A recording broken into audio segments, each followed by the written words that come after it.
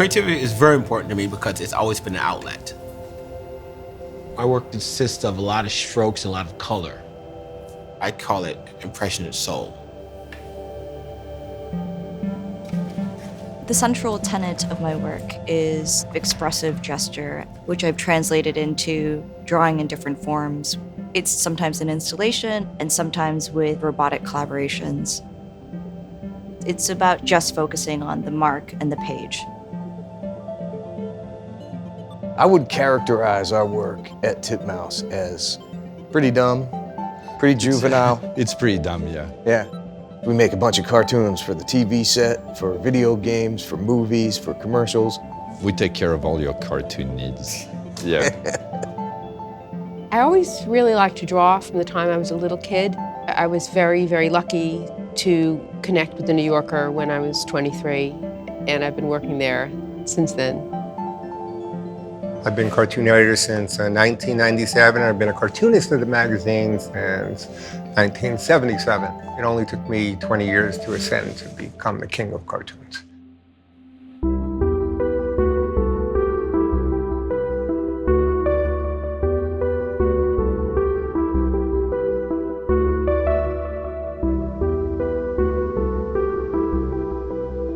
Traditionally, drawing was a way of representing 3D space. To draw in 3D space is a completely different challenge. Drawing in virtual reality, we have to go back to basics.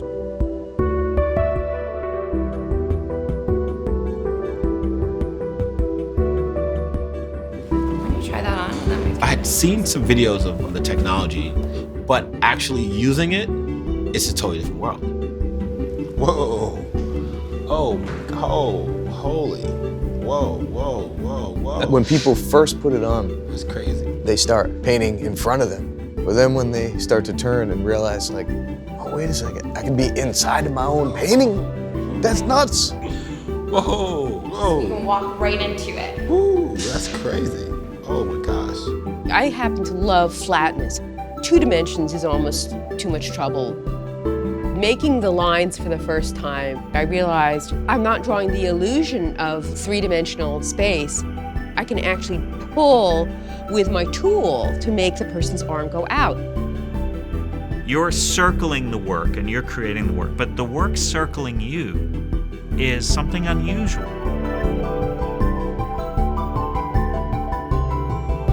It was like you're dreaming. So it's like creating art in your dreams. You lose sense of time, you lose sense of space, and you don't even care. Everything else just disappears. Doing it is like nothing you've experienced.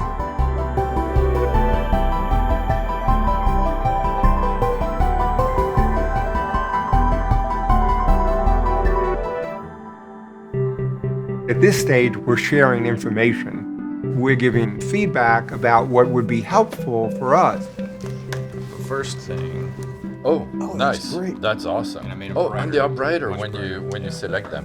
They are introducing new things, so we are guinea pigs for this, like the stencils or new brushes. Oh, look at that. So much wow. It is so much smoother. Let's try this new thing and let's push it even more.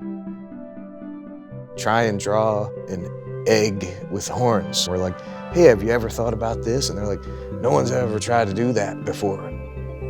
It's not just experimenting with the tool, it's about experimenting with a different way of thinking and creating. Each individual artist is going to bring a different set of sensibilities and is going to help discover the potential of this new tool. How I draw in VR is going to be different from how a 5-year-old draws in VR, or even like a 56-year-old. There's a huge potential that we couldn't consider unless we work with all these different people. As these new tools are developed, you diversify the number of people who can be creative in all sorts of different ways.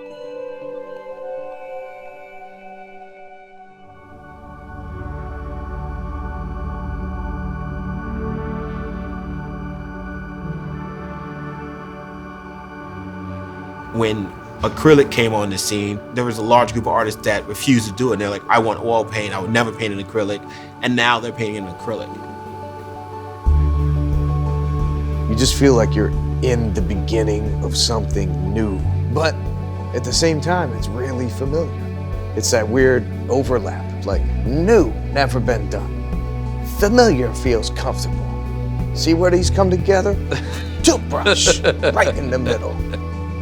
There was no way I came close to tapping the potential of what this can do. I believe this is going to be a part of the art community in the future.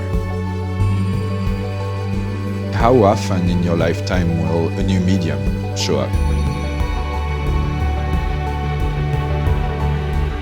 Drawing in virtual reality challenges you to create what's in your imagination and then inhabit it. As we get new creative tools, we're also going to have new ways in which to redefine our own role as creative beings. To me, it seems like just the tip of the iceberg of what this sort of art creation can be.